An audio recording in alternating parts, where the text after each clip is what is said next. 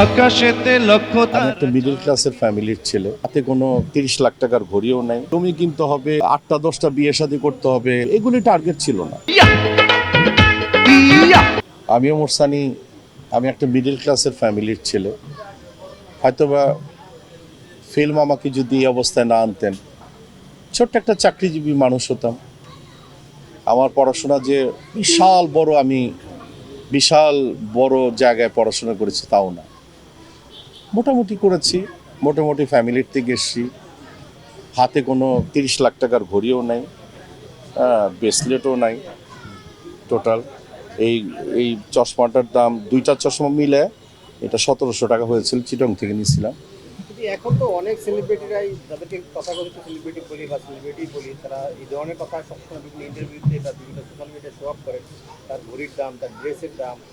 তো এটাকে আপনি কীভাবে দেখেন? ইদানিং তো শরীরের দামও বলতেছে, কারণ এটাকে আমি আর কি বলবো।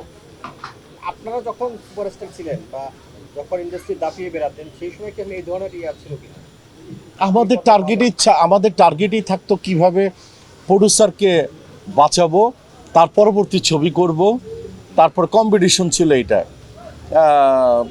কি বলে কিভাবে মানে বেস্ট ওয়ান, মানে ছবিটা আমার হাতে আসবে, মানে গুড পলিটিক্স করে ছবি হান্টিং হতো।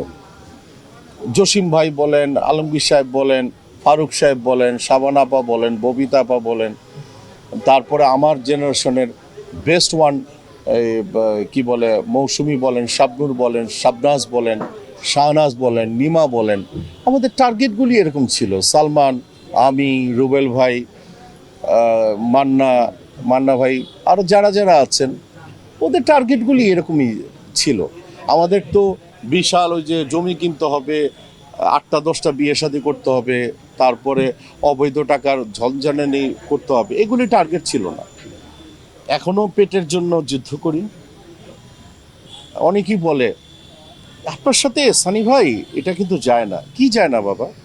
আপনি এই ব্যবসা করবেন কেন? আমি ভাই ভাতের ব্যবসা করি, আমি চাপের ব্যবসা করি। দিন শেষে আমাকে তো সমাজের মধ্যে তো হাজার হাজার মানুষের মধ্যে তো আমি থাকতে পারি।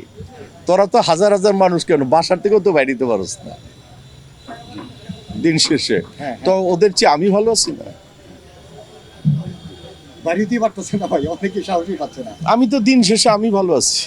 ভাই, আপনার কি কখনো মনে হয়েছে দেশের পরিবর্তিত পরিস্থিতিতে চলচ্চিত্র সমিতি বাঁচানোর জন্য, শিল্পী সমিতি বাঁচানোর জন্য একটা সংস্কার প্রয়োজন, বা সিনিয়রদের সঙ্গে আলাপ হয়েছে কিনা, বা উদ্যোগ নেওয়ার কোনো প্রয়োজন মনে করেছিলেন কিনা?